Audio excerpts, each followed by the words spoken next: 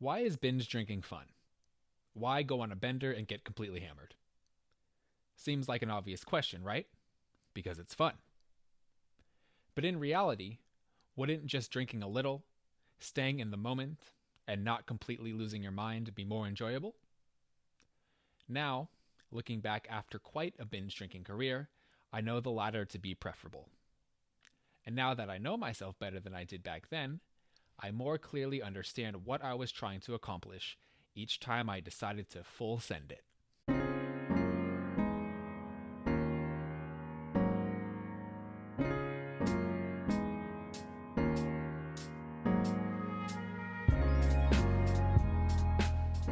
Welcome to Stone Cold Moderation, a thinking man's journey toward a healthier relationship with alcohol.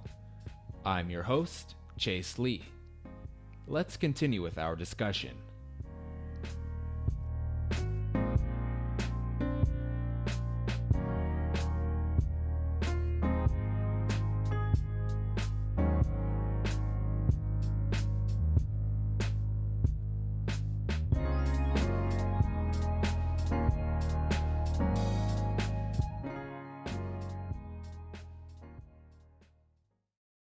People who know me well know me to be a rather neurotic person.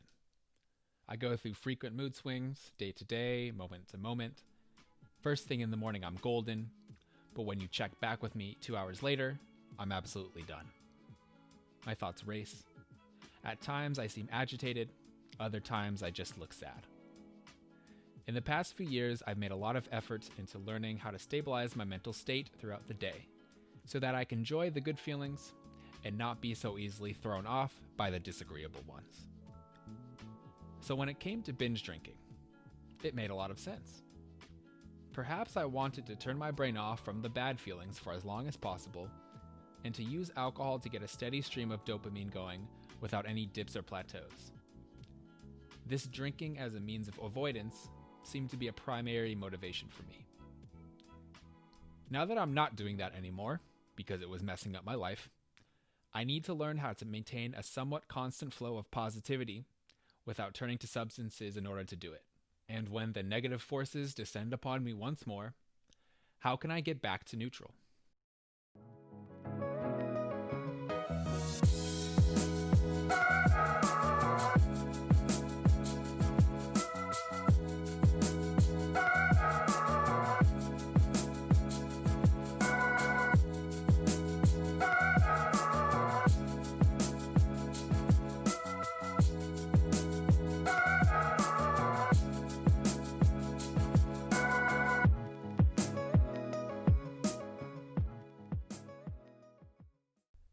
All right, yes. So for this episode, we're going to talk about health and wellness. This topic is not something that I really knew much about before. It's not something that I really considered in the context of recovery and sobriety. But luckily, our next guest, she contacted me and wanted to talk on my show. And I was very fortunate that that happened because she is an absolute wealth of knowledge. Her name is Keola Rains. She is a certified health and wellness coach, a life coach, in other words. And yeah, I learned a lot from her and really was able to see kind of health and wellness as a very important and crucial tool on the path to recovery. And how it can just, better your life in general, but also how it can be used as a tool if you are struggling to maintain your sobriety or contain your consumption of alcohol. So without further ado, this is Keola Rains, and here was our conversation. All right, so we have very special guests today on the show. We have Keola Rains with us. How are you, Keola? I'm doing awesome. Little, toasty, sunny California weather. Yeah, absolutely. So yes, thank you so much for coming on the show today. You are a health and wellness expert, right? But before we kind of get into that, if you wouldn't mind just giving like a brief introduction. Who are you? Where are you? What do you do? Yeah. So, like you said, my name's Keola Rains. I'm in Southern California in the Los Angeles area. And I am a health and wellness coach, a lifestyle coach, any of those titles. When I come into the recovery, sobriety, alcohol-free, substance-free world, I even consider myself a hope coach. That's my passion, is encouraging people to live their best lives and make healthy lifestyle choices. So I studied kinesiology and exercise psychology. I'm a certified nutrition coach, certified personal trainer, and I love to help people realize how simple nutrition and exercise can be without overthinking it. And yeah, this is pretty much me. I'll be a mom in 6 weeks or so, 6 or 8 weeks. And I'm just really grateful to be able to take my passion and apply that into the recovery space, to be able to teach people how to use food, how to use exercise, how to use wellness to enhance and support their recovery. Awesome. And congratulations again on your pregnancy. Yes, thank you. Very exciting. So you are, like you said, you help people in the recovery process, and you yourself you don't drink. That's a part of your... Yeah, I don't drink. I consider myself substance free. So I've gone through the whole 12-step program process January 1st of 2019, so a little over a year and a half ago. And I'm super grateful for that experience, super grateful for the people who gave their time and their experience and their strength and their hope. And that was really awesome as a good foundation for me. I've transitioned a little bit since then, especially like in the last 6 to 8 months, just with the amazing platform on social media and the world that has grown where we can recover out loud. We don't necessarily have to keep it like an anonymous secret thing in the secret society.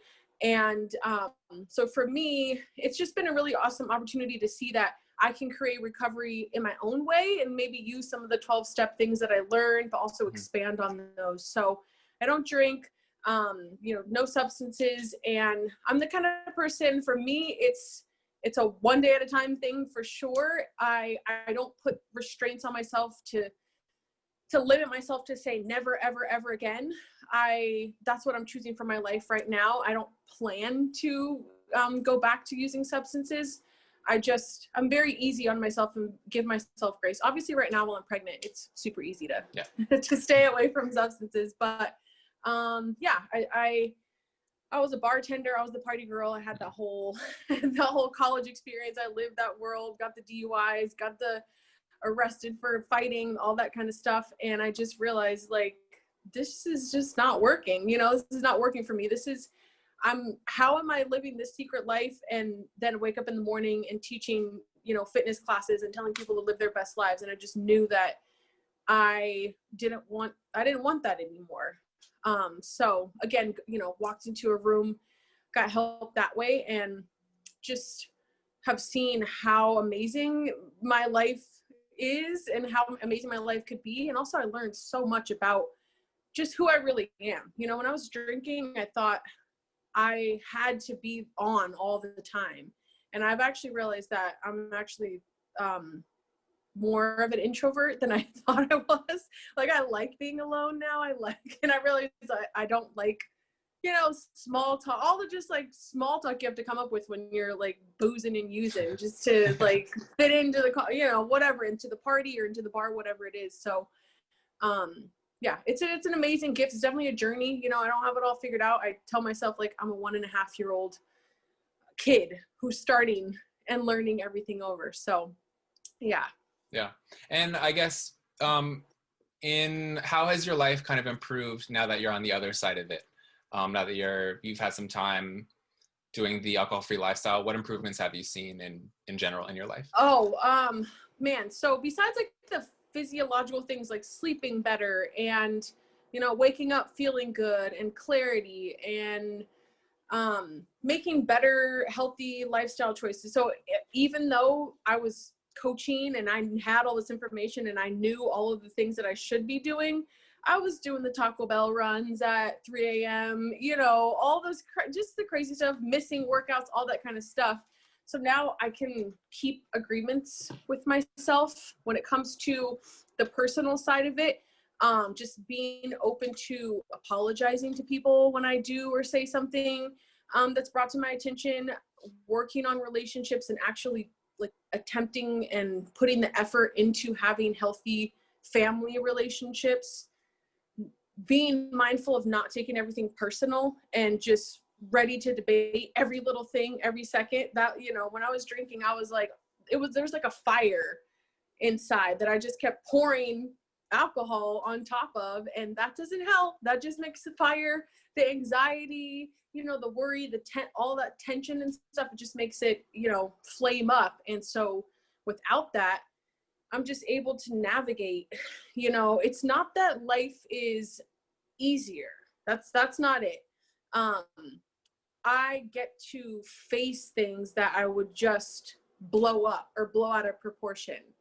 And so, you know, it's still the same stuff comes at you. Family stuff comes at you. Life stuff comes at you. You know, cars break down and the accident, all the these things still happen, but I actually handle them and learn and grow through them versus just like, oh, forget it. You know, like I'll take care of that later, or yeah, who can I blame this on? All, you know, it's like all that stuff is dwindling away.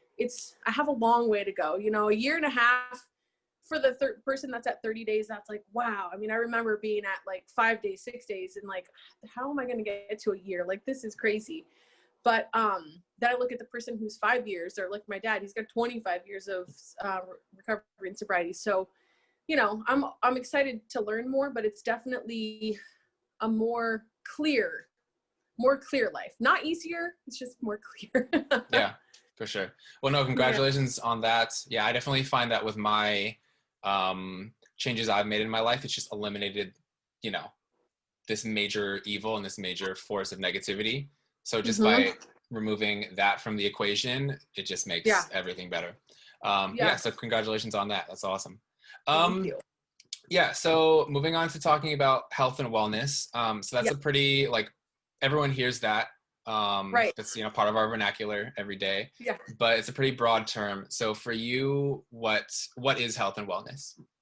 Okay, so perfect question. And I actually will throw fitness in there too. Whenever I teach, I really want people to understand the difference between the three, right? So we're talking about like fitness, for instance. Fitness is the physical, like how strong are you? How much endurance do you have? How flexible are you? And that's also can be on a continuum. It's not a certain look, right? So even though magazines and media tries to sell us what fitness looks like, that's really not the case. It's you working on increasing your strength, increasing your flexibility. So, you know, doing stretches, doing your weight training or body weight training, increasing your endurance during doing your 30-minute cardio routine. So that's the fitness aspect, the actual physical part of it. When it comes to health, I think of it as your vitals, right? So what's your blood pressure? What is your resting heart rate? What is your cholesterol? Those things that you would usually go to your medical professional, your doctor, your nurse practitioner, all of those things to get vital information about the physiology of your body. Like, how's your body running? And then when it comes to wellness, we're putting those other two together, fitness plus health. And now we're bringing into, what is your mindset like? What is your lifestyle like? Even what are your day-to-day routines? What's your morning routine? What are your surroundings like? Like, are you taking care of, you know, keeping your desk clean and keeping your front porch swept off and little things like that? Who do you hang out with? So when you put those two together, the fitness side and the health side, and you combine them with the mindset piece, for me, that's what it means to be well. And also, that's another thing that we, in the media, it gets kind of skewed, and people think that being well, again, is like looking a certain physical way, like it has to do with weight loss or being vegan or whatever, you know, and it's really not that. It is like, how are you doing, right? And someone will say, I'm doing well, or hey, hope you're doing well, right? So wellness is like, when you think about what the whole package is looking like, how are you feeling? How's your mind? You know, are you hitting your goals? Are you making goals? That kind of stuff. So that's for me how I present it to people, to understand that they're different, and then you combine the fitness part and the health part to come to being a well person. Yes. Excellent. Yeah. And how is that how is having like a good health and wellness approach, how is that a really useful tool against, well, against addiction and kind of Yeah. in the road to recovery? Yeah, so huge. I talk a few times a month with a neurologist on my social media page. He's awesome. He's helped me really understand what addiction really is, and how it's not necessarily the substance itself or the behavior or the activity, because people can be addicted to other things besides substances, and how it's the brain looking for dopamine, right? So when you do whatever your thing is, your brain gets a huge rush of dopamine. Sometimes it's like super, super high depending on what you're doing. And when you cut that out and start your recovery process, then your body is like, hello, we need something. So finding ways to balance, not jumping into one thing that comes really common. People stop drinking, people stop, using whatever, boozing and using whatever they're doing, and they jump into the gym and they're like, yeah, now I go to the gym three times a week, and I'm there for 2 hours, and I'm doing, all these protein supplements and this and that, and they just traded one thing for the other, or they do the like adrenaline rush thing.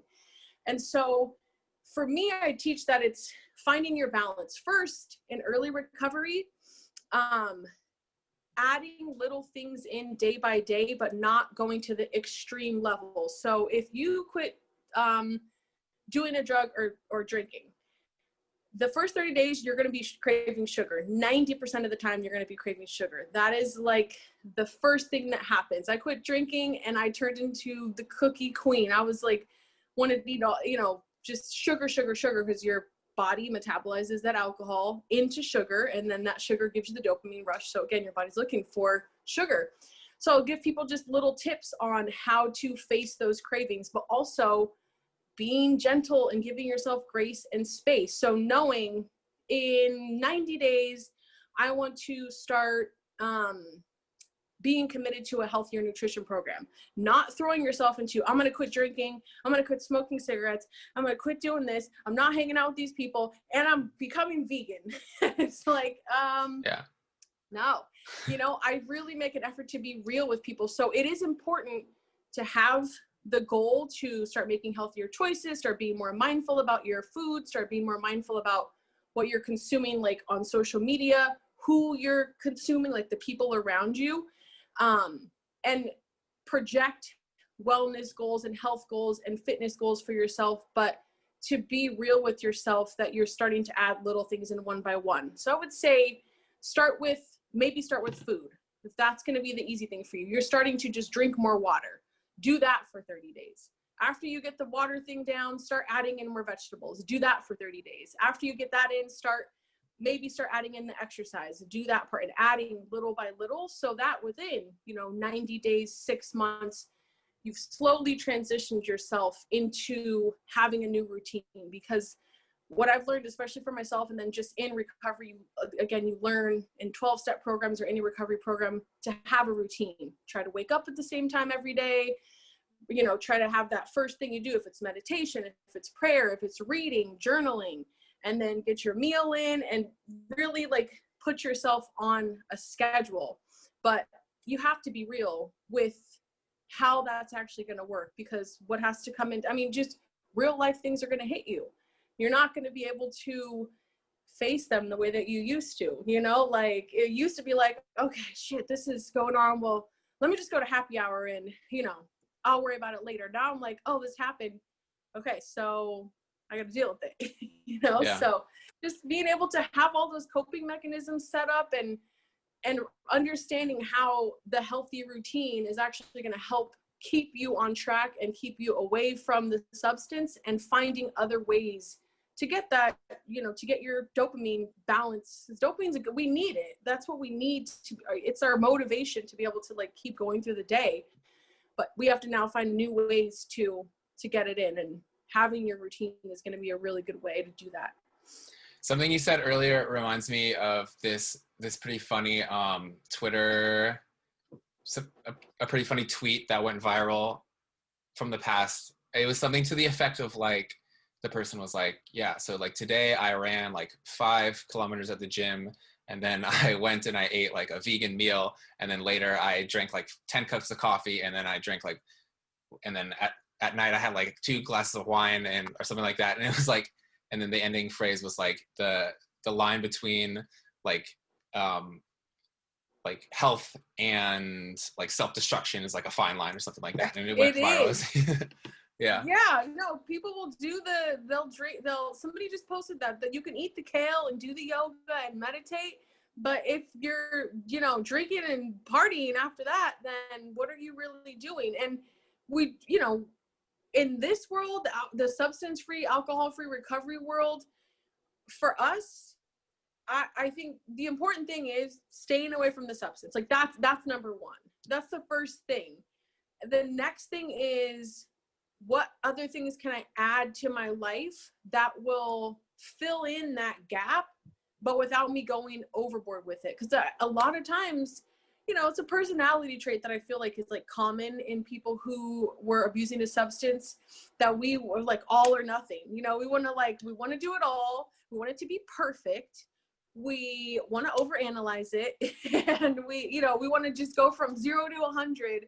And it's like, you got to learn, you have to learn how to be easy with yourself and have the patience, but just know that if you try meditation, if you stay hydrated, if you start journaling, if you take a 30-minute walk, or whatever it is, if you stay full, that's a really big one, is using food to nourish your body so that you're not having any kind of cravings, sugar cravings, which lead to, alcohol cravings, which could lead to all, it's just like a downward spiral. One thing the neurologist, his name's Dr. Duyan, he helped me understand how important it is to avoid cravings. So because the craving leads to the desire, like you see the craving, or you have the trigger, and then you have the craving for it. So you see something, or you see someone, even that's a big one, like staying away from people who you're like, oh, I know what he's, that text from that person, and you're like, I can't answer that. I'm not even gonna answer that, because I know what they want to do, and that's not what I do anymore. I've had to block many people, many numbers, just like, you can't hit me up. But staying away from the trigger so that you can stay away from the craving, because then that's when you get into that activity, you get right back into that activity. And it's very challenging with social media. We're sold something every swipe is, every 3 swipes there's an ad, and we have to curate our feed not to see the alcohol ads, if that's a trigger for you, or the girlfriends who do go to happy hour every day, or the friends who do go to Sunday brunch or Sunday fun day, and just not getting the FOMO of like, oh man, that looks fun, but that it's not fun for you in the long run. So being able to stop those triggers and know that once you learn how to balance and bring in your healthy routine, that's going to help you stay on track. That's really interesting. I never thought of kind of like what you're talking about with cravings, how like one thing, like you can have something can trigger, I guess, just a general desire, and can trigger a craving for something that maybe is not even directly connected to it. Like you could see a picture of somebody that used to date, and it creates a desire, and then you're going to want to go and eat a cheeseburger, right? Yeah. Or you're going to want to, and are you going to want to, eventually, well, have a drink, obviously. But those things aren't like directly connected, you would think, but they might. Am I kind of correct in what I'm trying to? So your brain sees, or your eyes see something, or you hear something, you smell something, and then that gets you onto, like, the loop starts. And then it's almost like, he uses this example, the Cinnabon, right? So in the mall, they put Cinnabon away from the food court. Purposely, they put it in a separate area away from the food court, so you're walking along, and then they're blowing cinnamon scent out, so you're walking to mind your business, and then you're like, oh my god, that smells so amazing. And then you see the sign, and then you're like, my mouth is watering right now just I'm talking about it, you know what I'm saying? And then you're like, ooh, and you weren't even thinking about having a Cinnabon, but you saw it, and then you have the craving for it, and then the action is like, all right, well, I'm just gonna get like a little mini, I'm not gonna get the big one, I'm gonna get the small one. And then you have that's your action, and then you have the reward, and the reward is the sugar rush and the taste and all of that stuff. And what we have to do is be mindful of keeping the triggers at bay, but also just even knowing that process. If you're aware of how your brain takes you through those steps, then you'll know when you see the person, or you walk past, you're walking past a bar or whatever it is, that you can say like, okay, I'm feeling that right now. Let me in my mind skip forward to realizing that there is no reward for me. If I start drinking, like what my body and brain thinks is a reward, it ends up in some other, it's not rewarding, So just being mindful of that will help us to face those things, because we have to go out into the real world. We can't, we're not going to be locked up forever. Hopefully, please let us out of here. But, it's important. And that goes back to the wellness side, working on your brain and how your brain works, and like knowing yourself and being real with yourself. If we don't get that part down, that's what makes recovery even more challenging. If we just think like, okay, I'm gonna quit, but I'm just gonna like go back into life, like that's all, I'm just gonna quit drinking and it's gonna be nothing. For some people, for the people who were abusing a substance, I would say, I think there's definitely a difference between the sober curious person who's like, I don't abuse a substance, I just realized that alcohol is not healthy for me and I just don't want to do it. Might be super easy for them because it wasn't something that they were abusing. For me, that wasn't, I would hear a can opening, because I used to love Lime-A-Ritas. Fucking Lime-A-Ritas. When they invented that margarita in a can, oh, that was the worst thing for me. Me too. But I noticed in the first 30 days, like opening a LaCroix or something and like being like, oh my God, like what? Like that is crazy. Like my mind was like, oh, okay, yes. And I'm like, no, this is just water. Like, but I had to take the time to learn. I get to, that's another thing, like changing your vocabulary. Like I get to face that reality that that's something that in the wrong situation on the wrong day could drive me to be like, you know what, fuck it, I'm gonna just have a drink, So yeah, we have to be super mindful of those things. And I think you brought up something really interesting that I've observed too. Like I think I've observed a lot of people who have like quit drinking for a certain amount of time, whether it be a month or 6 months, right? And obviously that's a huge milestone.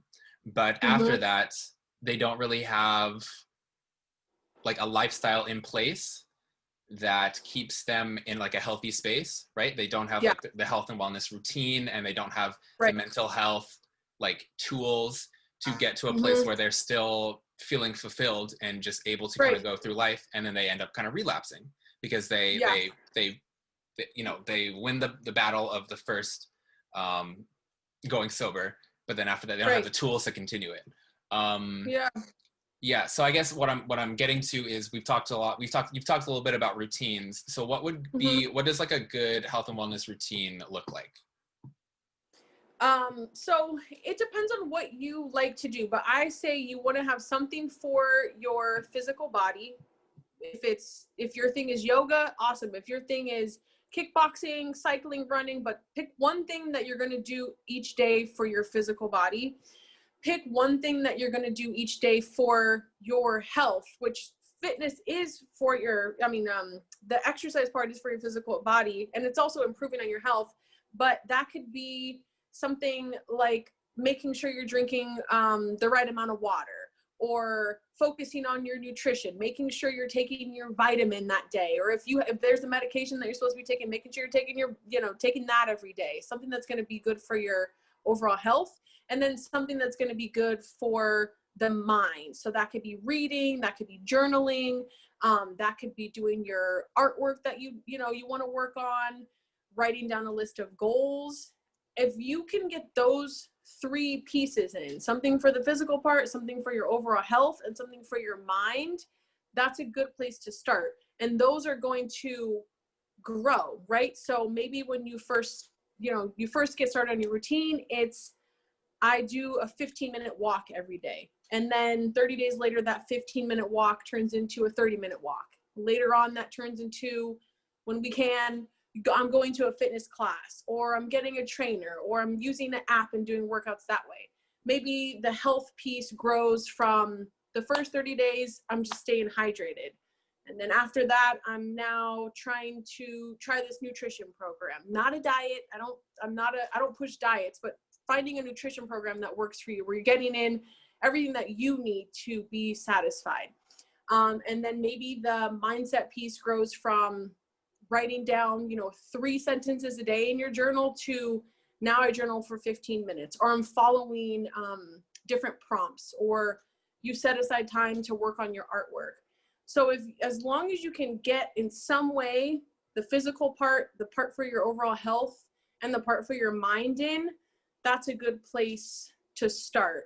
And maybe you even start with just one of the 3 at first, and then you bring in the next one, and then you bring in the next one again, because we have to make sure we don't overwhelm ourselves to the point where you're not hitting the targets, and then you're down on yourself, like, oh, I didn't work out, I didn't do water, I didn't do this, I didn't do that. Again, go back to like in 12-step programs, they call it the buckets, basically, or the ethics. Sorry, I don't know if I can cuss, but like no, go ahead, they call it getting a case of that. And that's what we want to avoid. We want to avoid also the burnout. We want to avoid where it's not rewarding. It's, if you start off day 1 and it's like walk 15 minutes and you do that, then it's like, okay, I check that off. When you're ready to add something else to your list to check off, then, give it 2 weeks, 30 days, whatever it is. But get in something physical, get in something that's going to be beneficial to your health, and get in something that's going to be beneficial to your mind. And for me, that's leading you right down to, a long-term path of wellness, because you can add things to that list over time.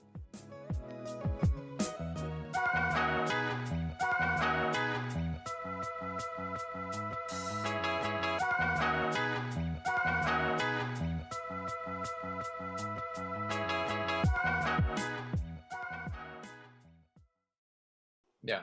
And are we talking about like getting up every day and kind of planning your day out, or I don't know, planning out your activities by week or month? Like logistically, how does that look?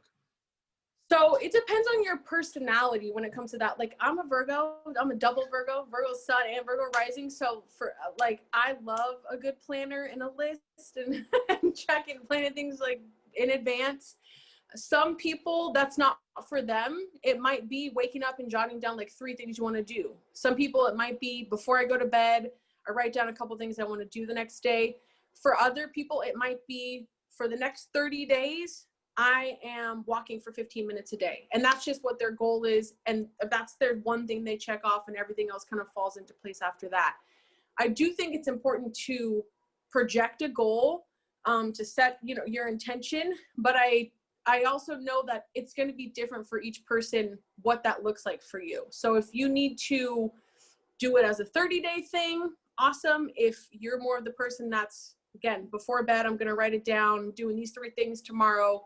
You have to figure out which one works for you. But I definitely encourage that you either write it down or put it in your phone or set an alarm, something like that, so it's in a solid, like, visual place where you can see it or be reminded about it. Yeah. And with your clients, I mean, I'm guessing that you help clients with like a wide of range of problems, and each client is different. But yeah, I guess generally, like what do you kind of do with your clients? Like, what is the program that you kind of put them through? So most of my clients are coming for nutrition coaching, and that expands into the whole lifestyle. So people come and what they think that, or not what they think, but what they initially come to hire me for is that, okay, she's going to give me a meal. I want to lose weight, right? So they come and I want to lose weight. And I'm like, okay, awesome. You want to lose weight? And then I'm like, why? And they're like, what do you mean why? Because I want to look better. They give me whatever all their reasons are. And based on their why and going a little bit further, into questioning. So first we start with a 30-minute consultation that's literally just talking about your experience with nutrition, your experience with fitness, your experience with exercising, working with a coach, and why is it something that you want to, why are you interested in it? And then from there, I teach nutrition versus handing you a meal plan and saying, here, you're going to eat these things on, Monday, Wednesday, Friday, eat this. So we go over what your custom macros are, which, how much protein, fat, and carbs do you need each day just to sustain. I teach people how to understand, like, what does your body need just at the base level if you're not exercising? What do you, how to make room for things like desserts, and how to make room for pizza, how to make room for, real life food. And week by week, we build a custom nutrition plan. So I have no two people that are following the exact same plan. Everything is individualized. And how it expands into the lifestyle is because a lot of things come up in that, where people realize that maybe they're using food for coping, or they realize that they actually don't mind being the weight they are. They really just were feeling kind of tired and sluggish, but once they changed a few things about their nutrition, then they felt great.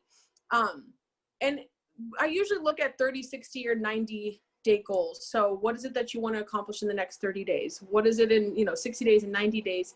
And when we break it down like that, then it's not a crash diet and people expecting to lose 25 pounds in 30 days. And it usually, more often than not, transitions from weight loss into, I just want to feel better. I just want to feel better. I want to look better. I want to feel good. I want to have energy. And so we build a plan that gets them to that ultimate goal. I have a lot of homework that I give. So like, in my background, right out of college, I went right into teaching training certifications and right into teaching people how to become trainers.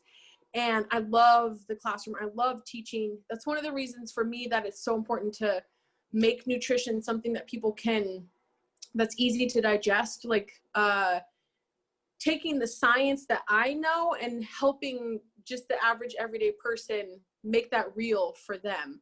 Because food is, we can't survive without food. Like that we do know. If you don't eat, then you're not going to be around for very long.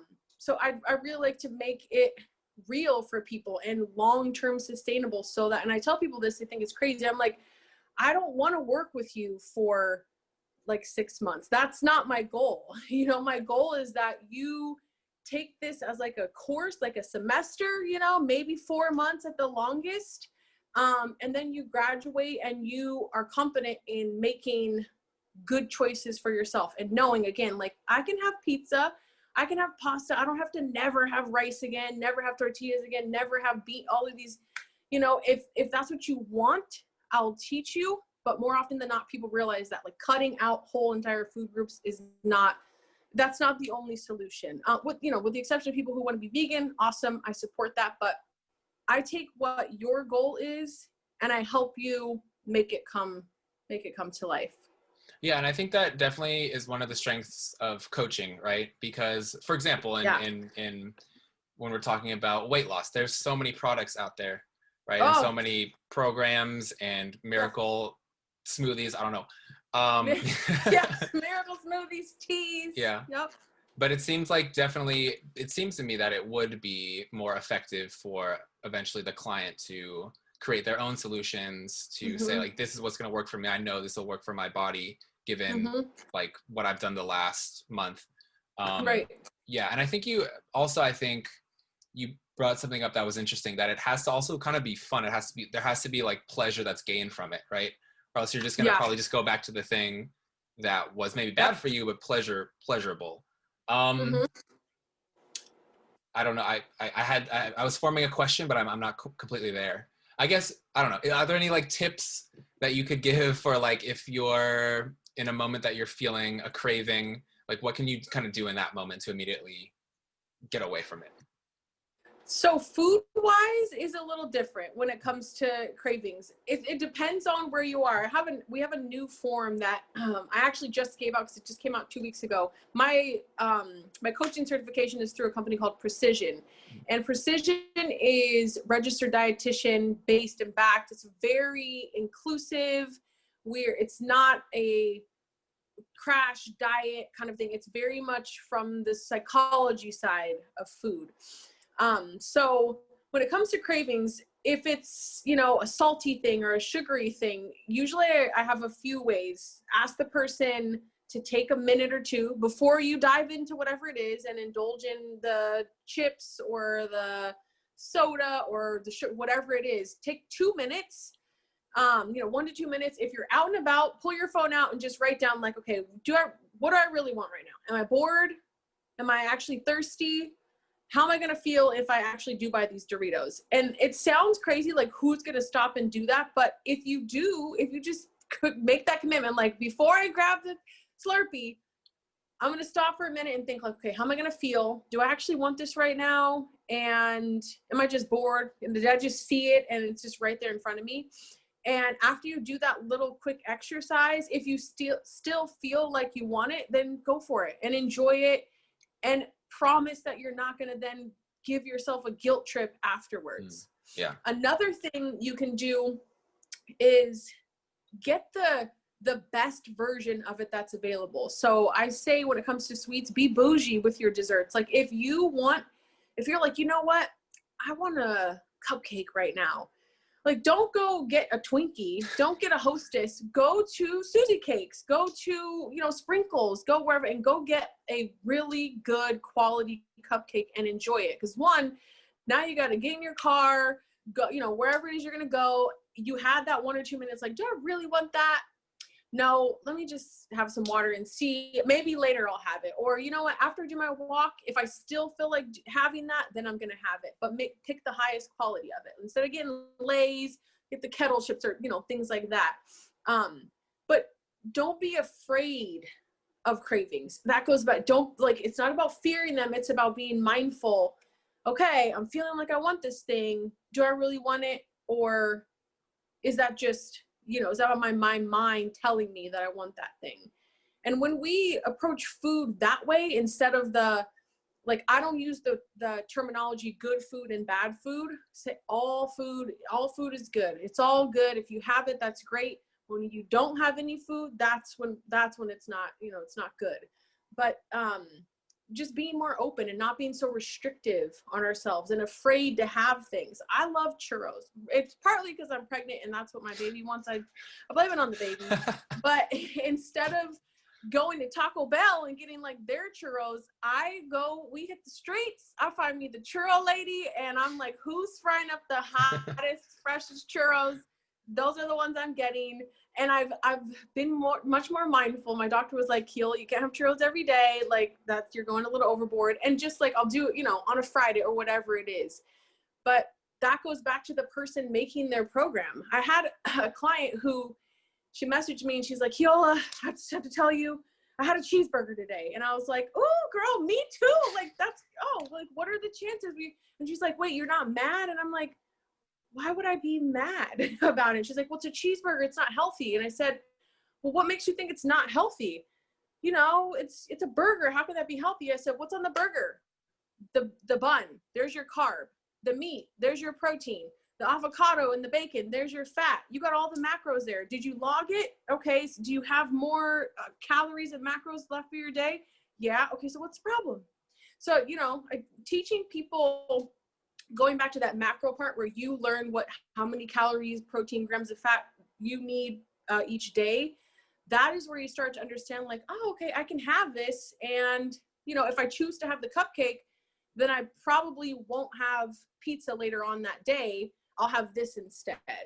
So don't be afraid of cravings. Be mindful of them. And that way you can navigate them. Like you sit back and you think like, is this what I really want to do? Is this what I really want to have right now? And if it is, after a few minutes of contemplating, then go for it. Yeah. And I think that connects so well to recovery specifically, the importance of not necessarily avoiding, because I don't like the word avoiding. But, doing whatever is possible to prevent feelings of shame, feelings of self-loathing, wherever they might come. There's so many sources of that because those negative emotions often lead to bad things, to relapse, to just going into bad places. So I think, really interesting. I mean, I feel like all these things are kind of like connected and, I don't know if I have a question. Well, no, what you said about how it connects to recovery, it's not about even avoiding triggers. It is being aware of them, being aware versus avoiding, because that's what, like, I totally agree with you, because it's like, don't go that way, don't go down that road, don't turn left. Like my dad always said, just keep your head on a swivel. So if I'm keeping my head on a swivel, then I know what's around me, I see what's around me, and I'm like, I probably don't want to go that way. I'm going to go this way instead. Not so much that I have to feel like, I'm avoiding that way. It's making the conscious decision, which I think is more empowering. The awareness part that's an empowering word. Avoiding is a disempowering word. Like, I can't go that way. So yeah, I totally agree with how all of these things apply to recovery. I say everybody needs to recover from something. Everybody is recovering from different. If it's not a substance, it might be your childhood. If it's not your childhood, it might have been a shady boss that you had. If it's not that, it's an ex-boyfriend or girlfriend, whatever. Just being in America, it's traumatic just living in the United States in general. You know what I'm saying? It could be a race thing. People of color, we're recovering from just being brown. You know what I'm saying? So people need, if we could take everybody through a little 12-step recovery program, I think the whole world would be so much better. Just to get people to look at their stuff and realize, like, oh my gosh, I'm on edge all the time, or I'm always, over analyzing things, or I have codependency, whatever it is. So yeah, we all need to be more aware and be empowered by being aware of what's going on around us and aware of, like, our stuff that we need to work on. Yeah, and it really seems to me that health and wellness, having a good plan, strategy, can just have major benefits in all parts of life. And can really be it can really be a tool to fight addiction and a tool for recovery. Yeah, for sure. Yeah. Awesome. Definitely. So, how do we get in touch with you? If you wanted to take a minute to share your social media info, your website. Definitely. So you can find me on Instagram at Keola Rains. It's KIOLA RAINES. My website is the same thing, keolarains.com. I love questions. I love connecting. I'm a teacher at heart. So if you DM me a question, if I don't send you a paragraph, I'll send you a voice message back, because it's easier to get to people that way. On Wednesdays, I do a live stream with one of my siblings or parents or some family member. It's called When It Rains, talking about recovery, family healing, generational trauma. Sometimes we just talk it up and have a good time, but this week in particular, we're talking about recovering from codependency. So that is me.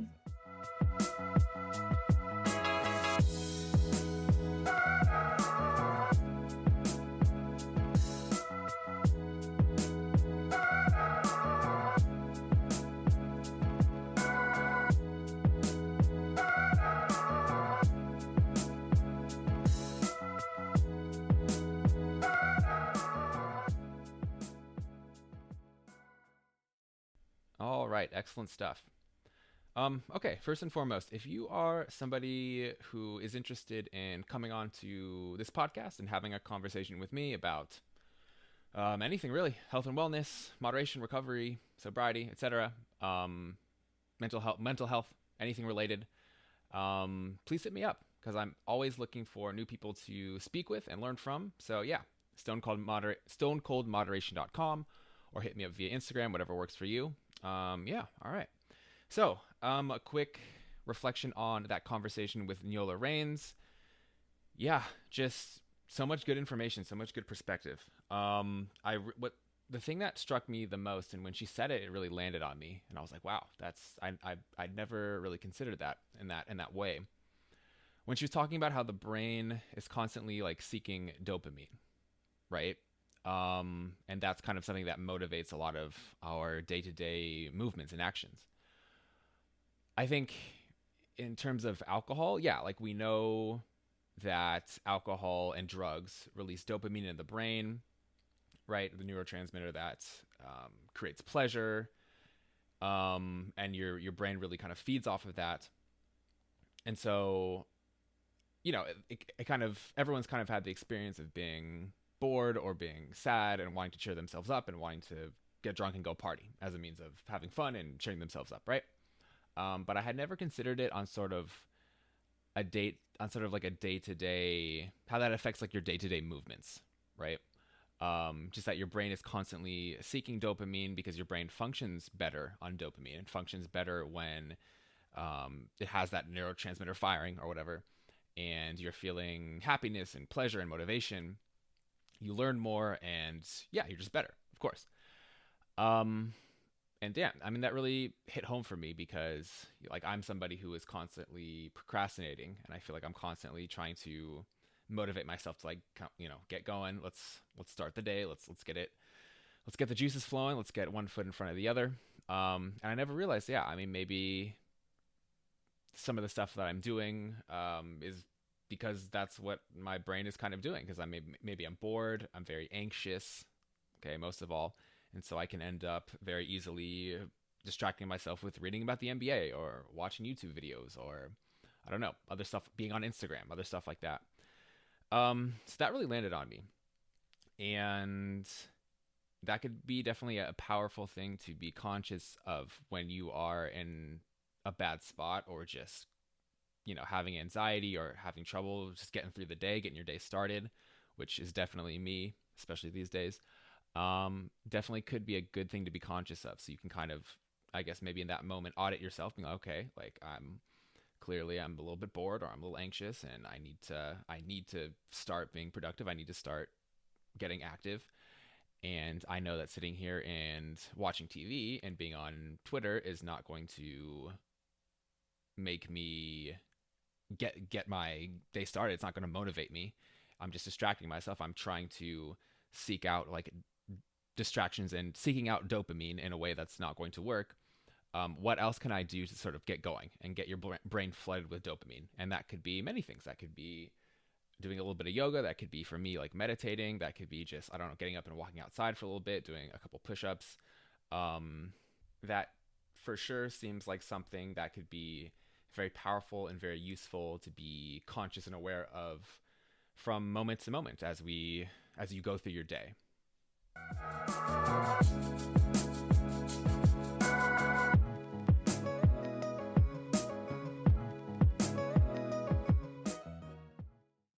All right, wrapping things up, final thoughts for today.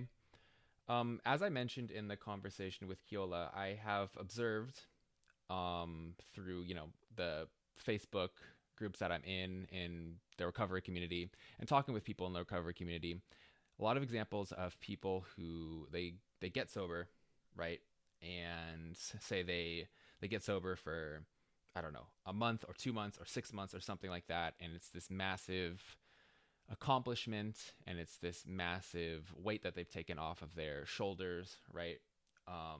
Like this great, I guess, display of triumph of will, for lack of a better word. And I think the problem is, and what might lead to a lot of relapse, is that people, after they climb that mountain of finally getting sober and sustaining it for a little bit of time, they don't have like the tools in place, and they don't have a plan of well-being to sustain it, right? Um, and like we were talking about, like they don't have ways to like get their dopamine up right throughout the day, so they're constantly craving alcohol, and it's very easy to revert back to that and have a relapse. Um, and this is just my idea. That's something that I've kind of observed, but it kind of reinforces the idea that a health and wellness plan and strategy can be a really effective and powerful tool in recovery, so that you can actually sustain your health and well-being for a long period of time without reverting back to the old ways and letting kind of the old demons emerge again, right, which could effectively end up in a relapse. With that said, I think, yeah, if you're somebody who's struggling during this time in the many different ways in which you can be struggling right now, it could be a good move to hire somebody, to hire a coach, to speak to a therapist, a professional, somebody who can give you some guidance and some direction. Yeah, could be a really good time to maybe explore that. So although I have never been Keola Reigns' client, for example, I would definitely not hesitate to give her recommendation, because I learned a lot from her in this conversation. And yeah, just in a general sense, this could be, if you've ever been curious about that, like hiring a coach, speaking to a professional, could be a very good time to maybe try that for the first time, since this is such a strange world that we are living in right now. The Four Ages of Man by William Butler Yeats. He with body waged a fight, but body won, it walks upright. Then he struggled with his heart, innocence and peace depart. Then he struggled with his mind, his proud heart he left behind. Now his wars on God begin, at stroke of midnight, God shall win.